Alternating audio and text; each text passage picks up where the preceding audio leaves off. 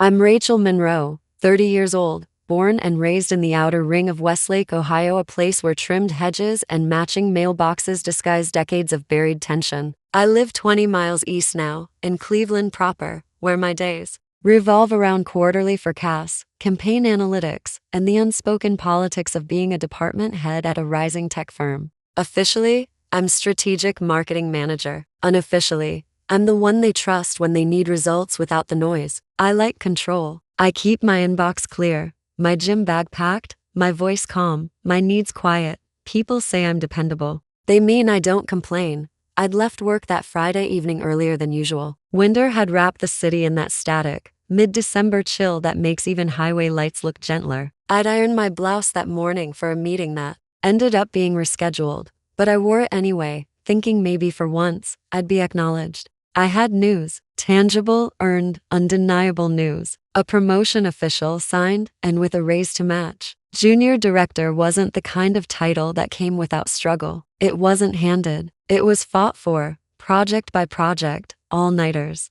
included. I pulled into my parents' driveway with the engine still ticking, snow settling softly onto the windshield. Their porch glowed in gold light, same as always. Inside, the air smelled like rosemary and starch. The furniture hadn't moved in decades. The clock still ticked too loud. My father's voice greeted me from behind his newspaper, a habitual comment about traffic and the weather. My mother appeared moments later, balancing a tray of deviled eggs like we were hosting the state governor. Across the room, my sister Brooke stood near the fireplace. Her eyes found mine first. Something unreadable flickered their disappointment. Maybe, or calculation.no1 asked why I'd come early. Dinner unfolded under crystal chandeliers and a silence that hummed just beneath the surface. Laughter came easily, just not to me. Champagne was poured. A toast was made, not to me. A declaration followed. Applause circled the table. My fingers itched, my throat constricted, but I smiled. I always smiled.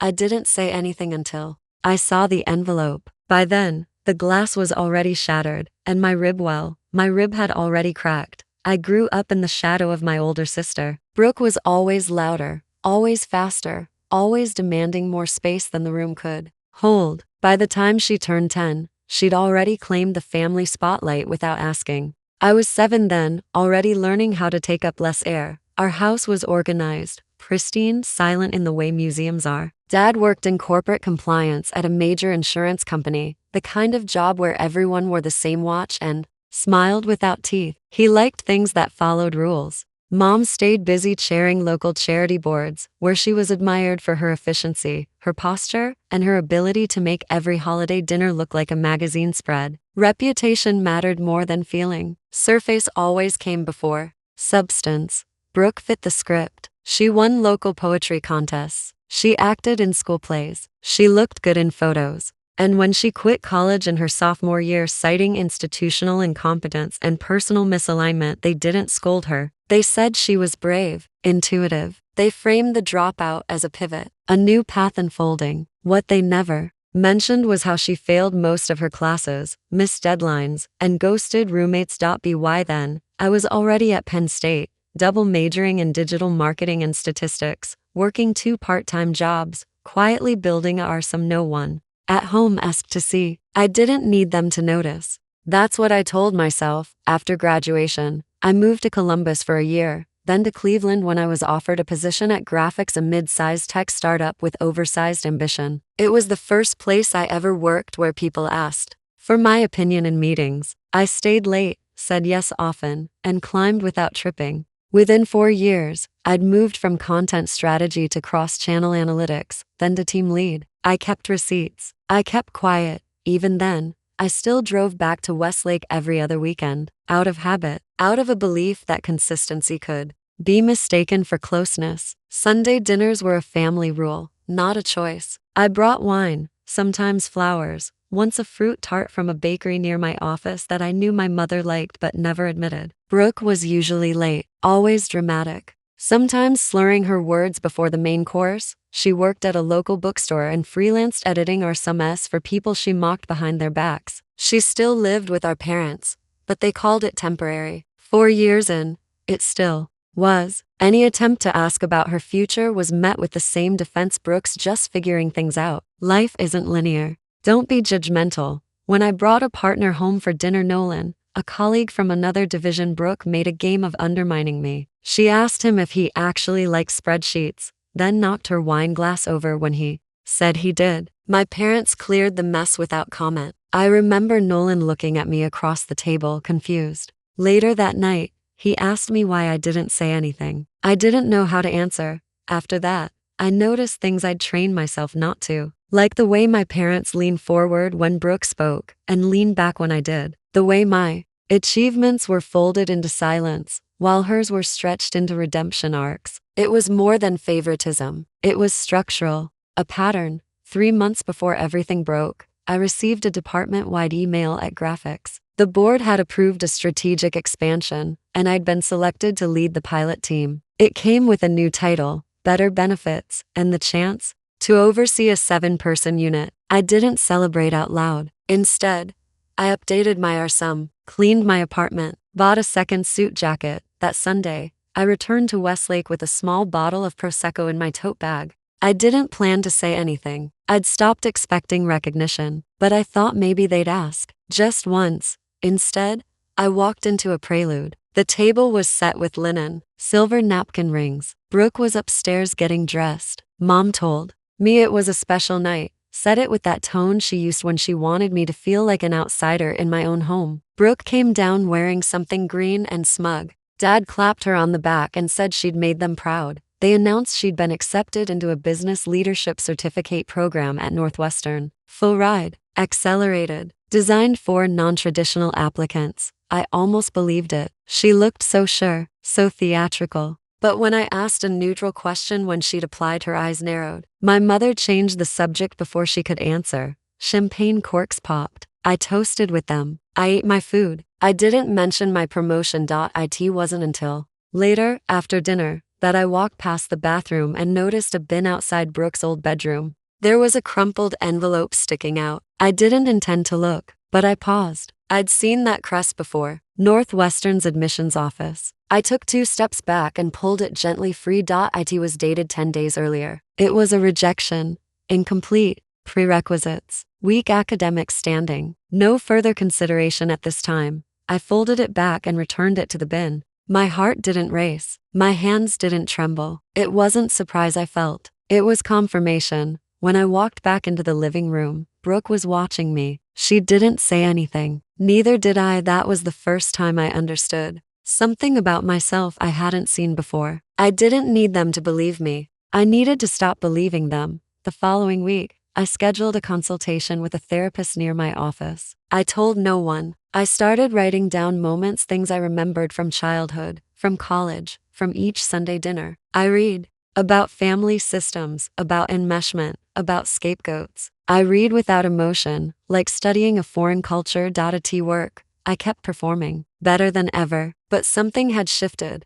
I wasn't waiting to be seen anymore. I was watching instead, and I had stopped forgiving quietly. I arrived early again the following Sunday. Snow from the previous night still clung to the sidewalk in brittle patches, though the sun had made some attempt to soften the edges. I parked further down the street than usual, behind the old oak tree that marked the start of the cul-de-sac. From there, the house looked like it always had: calm, curated, insulated. Inside, everything had been set. The table gleamed with silver accents. The china was floral, unused outside of holidays. There were place cards this time. Mine sat at the far end, across from my father's chair. The seat beside me was still empty. I placed the wine I'd brought on the console and folded my coat carefully over the back of a hallway chair, brushing one cuff as I did. A few pine needles clung to the fabric. I didn't remove them. My mother appeared, cheeks flushed from the oven or blush or both. She was wearing a blouse I hadn't seen before, pale lilac, with pressed pleats and a pearl button at the collar.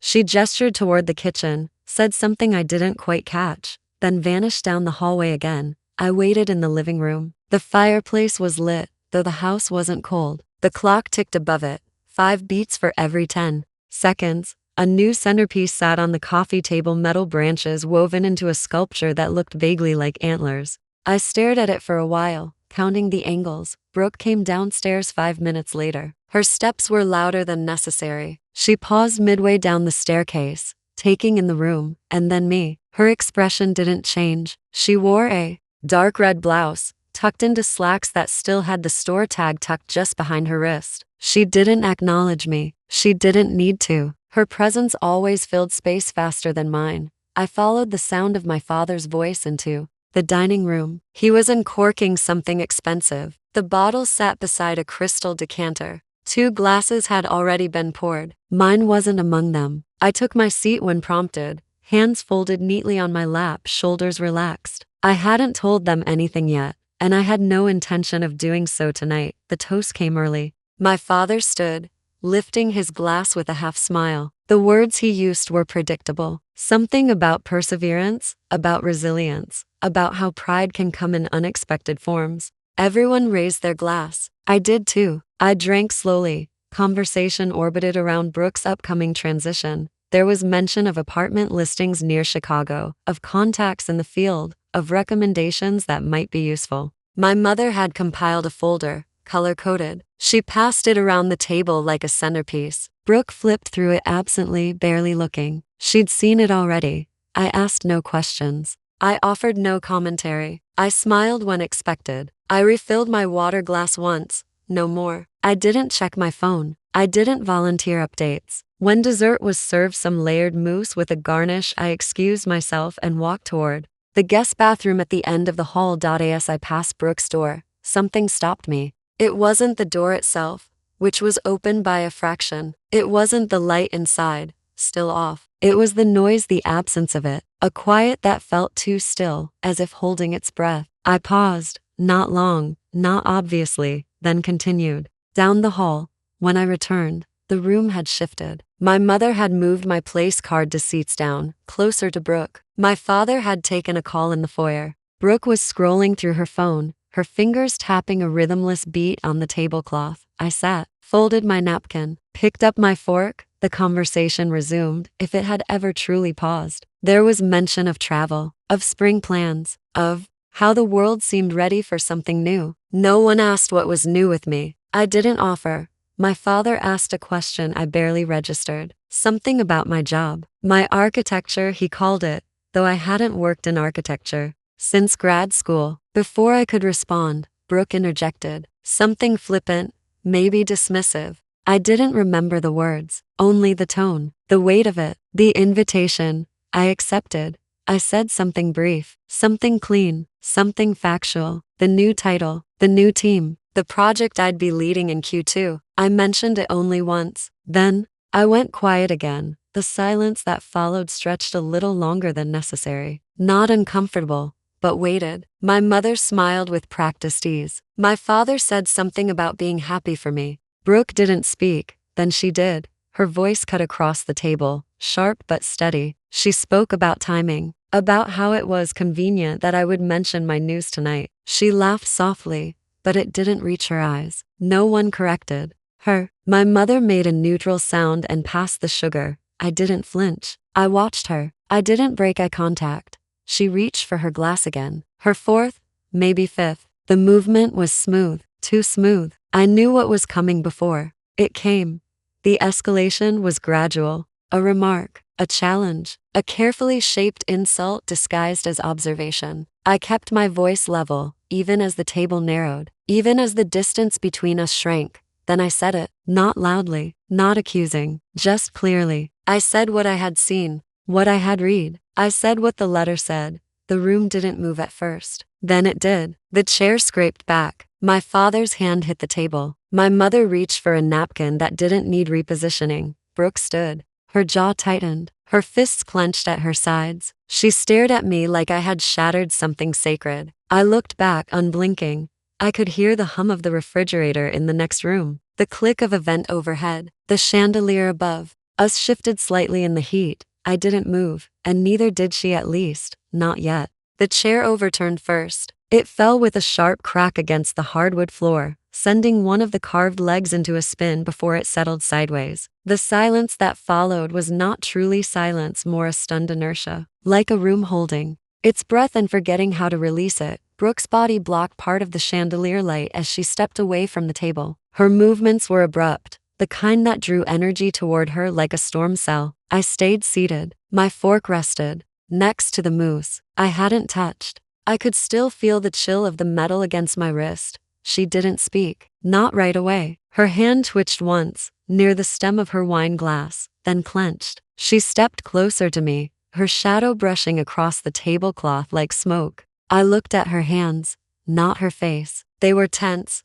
tight, curled inward like coiled springs. I didn't stand. I didn't lean away. My father's voice cut through the tension, a sound more reflex than reason. My mother rose half an inch from her chair, then sat again, unsure of where to go or what to touch. She reached for the dessert tray. She shifted the salt cellar. She adjusted a spoon that wasn't misaligned. Brooke moved again. The glass was full this time, red, dark, reflective. Her elbow caught the stem as she brushed past, and the wine toppled. It splashed across the white cloth like a wound blooming. Slowly, the lace border absorbed it last, bleeding from the center outward. The room moved then. My father stood. My mother gasped. Someone pushed back a chair, and Brooke lunged. There was no warning, no crescendo, just movement, sudden, forceful, unhesitating. She reached for me, her fingers digging into my shoulders with more desperation than precision. Her nails scratched fabric, her weight shifted forward.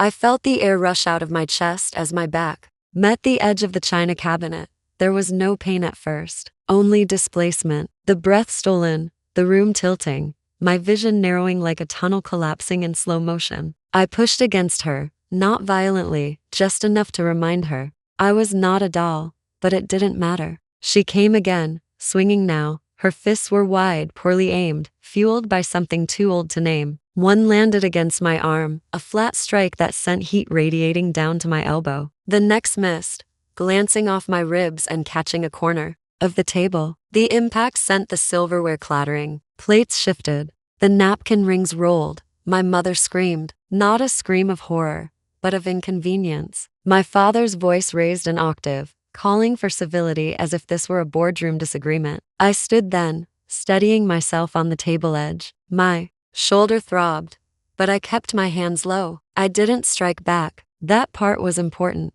Brooke's breath was erratic, her pupils too wide, her mouth twisted into something I didn't recognize, rage stripped of language. She reached again, but I stepped back toward the living room, toward space. My foot brushed the corner of the rug. My heel caught on the edge of the coffee table. I pivoted to maintain balance, but she followed. She was close again, too close. I felt the shift before I saw it. Her eyes darted to the mantel. The brass horse sculpture, our father's anniversary gift to our mother, still stood there, heavy and inert. She reached for it. I knew she would before her fingers touched it. It left the shelf with a soft scrape. She gripped it by the base, both hands now white at the knuckles. Her arm pulled back. The moment held.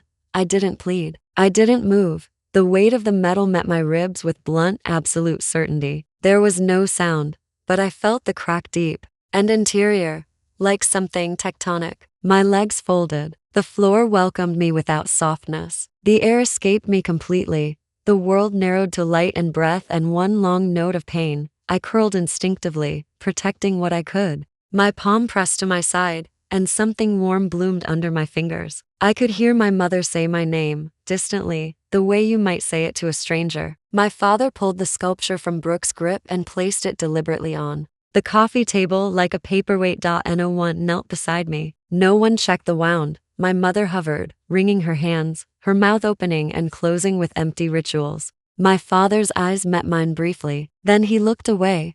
The pain pulsed. It was sharp, now defined. Breathing shallowly helped. I stayed on the floor, calculating. 1 breath, 2, 3. My blood felt thick, my limbs cold, but I didn't cry. I didn't ask why. Eventually, I moved, slowly, deliberately. I pushed myself upright, bracing against the edge of the sofa. The carpet fibers scratched against my knee. The movement sparked nausea, but I kept going. My phone was in my coat pocket. I reached for it. My mother's hand caught mine before I could unlock the screen. Her fingers were surprisingly strong. The phone disappeared into her coat. Her words didn't matter. The action did. I stood there, swaying, my breath short and rapid, but I stood. No one offered a coat. No one opened the door. I found my keys on the entry table. My hand shook only slightly as I lifted them. The air outside was sharp and corrective. I stepped down the porch slowly, one hand braced against the railing. The driveway blurred at the edges. The car door was heavier than usual. The ignition clicked. The windshield was frosted. I didn't wait for it to clear. The drive to the hospital was silent. I counted the turns, the intersections. The pain was a metronome. It reminded me I was awake. A tea intake. The nurse asked questions. I answered minimally. The word fall came out of my mouth unbidden. But the X-rays said otherwise. A fracture, possibly two. Internal bruising, no puncture. Closed though. When the bandages came, they came with questions. Quiet, practiced ones. Not invasive, not urgent, but pointed.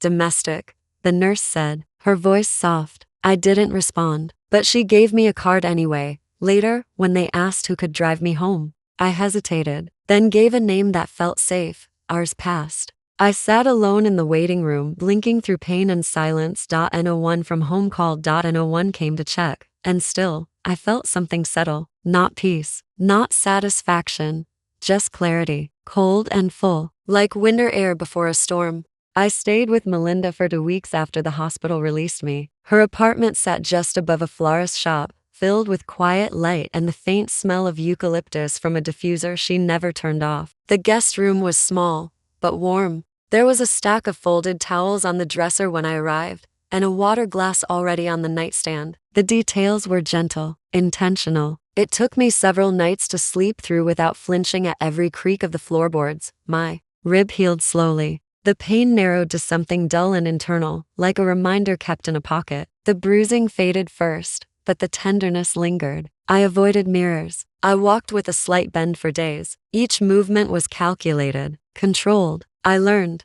how to breathe without expanding too much, how to sit still without feeling small. The texts came in waves, first from my mother, then my father, and eventually Brooke. None expressed concern, no apologies, no mention of the hospital or what had happened in that room. The tone was clinical, defensive. There were accusations wrapped in civility, disbelief dressed as disappointment. I read them all once then, handed the phone back to Melinda, who deleted them without asking permission. I requested a 2-week leave from work under medical grounds. My manager responded within the hour, telling me to take the time I needed. There were no questions, no pushback. When the HR coordinator sent me the paperwork, she included a line that said simply, "We support you." I stared at those 3 words longer than I intended. Then I signed. The company sent a care package 2 days later, nothing extravagant. Tea, a blanket, a small journal embossed with the company logo. Inside was a note from one of the senior partners. It was handwritten. The signature was legible.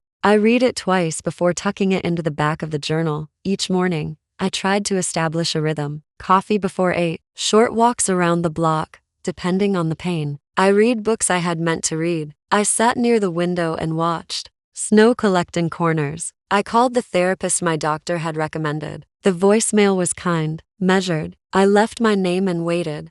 Dr. Langston saw me the following Tuesday. Her office was on the 3rd floor of a quiet brick building downtown, above a deli and below a dental clinic. The room was soft, filled with muted tones and wide chairs. There were no diplomas on the wall, just artwork, fluid, abstract, unresolved. We didn't talk about the assault in the first session, or the second. She let the story arrive in its own way, piece by piece. I spoke less about what happened and more about what had always happened, the things that had built toward that moment, the quiet diminishment, the familiar pattern of erasure. She listened without interruption. She named things I hadn't considered naming. Words like invalidation, boundary collapse, and emotional triangulation floated into the space between us. I didn't reject them. I didn't embrace them either. I let them linger. Later that week, I opened an old box of journals I had kept since high school. I found entries I didn't remember writing, moments that mirrored themselves over time. Brooke pushing, me retreating, my mother reframing events to keep the surface intact, my father dismissing discomfort as drama. The repetition was surgical, precise. I documented it, not for revenge, not even for clarity, but because naming was a kind of resistance, a refusal to edit myself back into silence. The lawyer Melinda referred me to specialized in family cases. We met in a quiet office over coffee and file folders. She walked me through options with clinical detachment, not urgency. She never once told me what to do. She only told me what was possible. Filing the report wasn't dramatic. It didn't feel triumphant. It felt procedural. My voice didn't shake. My hands didn't tremble. I signed the papers with a borrowed pen. The officer took photos of my bruises, still faintly visible. The documentation was exact. The language was firm. 3 weeks later, Brooke was assigned mandatory community service and ordered to attend anger management sessions. The agreement avoided a criminal record, assuming compliance. I received a copy of the court document in the mail. It sat unopened on the counter for 3 days before I filed it away. At work, I returned to find my team had carried forward in my absence, steady and focused. There was no pity in their eyes, only welcome. One of the junior analysts left a sticky note on my desk with a hand-drawn smiley face and a line that read, "Good to have you back." I left it there for a week, the spring campaign I had pitched before the leave was approved in full. I led the first strategy session with clarity I hadn't had before. My voice felt different, less cautious, less careful. I asked more questions. I interrupted less. I let silence fill gaps where answers hadn't formed yet. No one pushed back. An article about the company's recent internal promotion initiatives went live that month. My name was mentioned briefly, listed among a group of leaders shaping the new mentorship model. I received a LinkedIn message from a woman I'd met at a conference 2 years ago. She said she was glad to see my name, said she remembered how calm I'd been during the panel. I didn't correct her. On weekends, I took longer walks. I deleted old contacts. I sent a card to my aunt in Oregon, whom I hadn't spoken to in nearly 5 years. She called me 3 days later. We talked for an hour. She asked how I'd been. I told her slowly, without trimming the edges. The support group Dr. Langston recommended met twice a month in the basement of a community center. The room smelled faintly of coffee and pencil shavings. The chairs were mismatched. No one took notes. We introduced ourselves only if we wanted to. No one forced catharsis. I spoke during the second meeting, not about the injury, but about the sensation of being edited out of your own family. Heads nodded. Someone passed me a tissue. I didn't use it. Brooke's counselor contacted me about a mediation session. I said yes, not to forgive, not to reconnect, but to listen. We met in a neutral room with chairs arranged in a loose triangle. Her eyes looked clearer. Her voice was slower. She didn't defend herself. She didn't blame. She acknowledged the pattern. She said it out loud. I didn't respond much, but I stayed. That evening, I walked home under a pale sky, breathing without flinching. The light hit the sidewalk in long stripes. The air felt still, not waiting for anything. Back in my apartment, I cleaned the kitchen. I lit a candle I'd been saving. I sat with my back straight, my breath full, my phone quiet beside me. The windows were open just a crack. The breeze moved the curtains slowly, like something testing its own strength. The auditorium was smaller than I had imagined. Rows of soft fabric chairs curved in toward the stage, where a simple wooden podium stood under steady light. A screen behind it displayed the event title in clean serif font: Leadership Through Adversity. Personal stories from the field. I sat in the second row, a program folded neatly across my lap. My name was printed on the third page. It wasn't the first time I had been asked to speak. A few months earlier, a local women in tech panel had reached out after one of our campaigns was profiled in an industry journal. They had read the interview I gave, where I spoke not in detail, but honestly about learning to lead through moments of silence and contradiction. They wanted to hear more. I hesitated. Then I said yes. The days leading up to the event moved slowly. I drafted the talk 3 times before deciding on the simplest version. I would not recount everything. I would not name names. I would describe only what I had learned, what I had changed, and how I had rebuilt. Not for catharsis, not for closure, but because someone else in the room might need to know it could be done. When they called my name, I walked up the steps without rushing. The podium was solid beneath my palms. I adjusted the mic, glanced once at the back row, then began. I spoke about systems, family, corporate, cultural, and how easily they shape us if we don't name them. I spoke about composure, and how often it's mistaken for agreement. I said little about pain. I said more about clarity. I talked about how hard it is to leave places where you were taught to disappear, and how vital. The audience didn't applaud loudly. That wasn't the point, but they listened, fully, afterward. A woman approached me quietly in the hallway and said she had a sister too. Another handed me a note scribbled on the back of the program. It read, "Thank you for not dramatizing." That made it more real. At work, things continued to grow. The new campaign exceeded projections by nearly 15%. My director forwarded a note from the CEO with a line highlighted in yellow. "Let Rachel lead the Chicago pitch." It wasn't flashy. It wasn't public. But it was confidence in my judgment, in my calm, in the weight I carried without announcing it. Later, that month, a writer from a professional magazine reached out. They were doing a feature on resilience and leadership and asked if I would contribute a piece. I wrote about accountability, about what it means to maintain your own boundaries when the people around you refuse to see them. I included no details about the past, only the lessons I no longer ignored. It was published under the title, "Holding the Line Without Raising Your Voice." One morning, a letter arrived in the mail. The envelope was thick, the handwriting unfamiliar. It was from a student I had once mentored through a university alumni program. She had read the article. She wrote that she had left a toxic workplace last year and felt adrift until she recognized pieces of her story in mine. Her final sentence simply said, "You helped me name what I was living through." I folded the letter and placed it inside the journal from my company's care package. I didn't reread it. I didn't need to. I now attend the support group.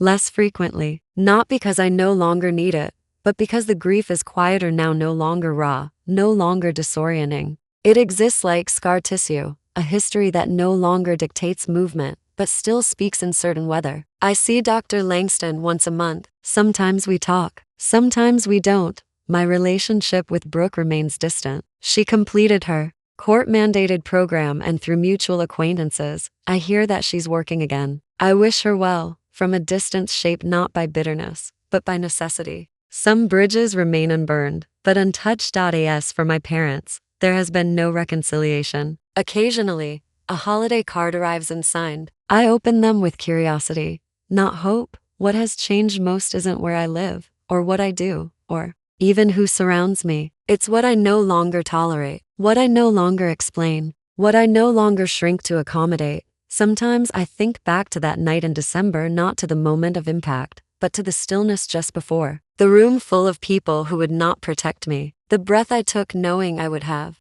to protect myself. That moment stays with me, not as a wound, but as a line drawn. A place I will not return to.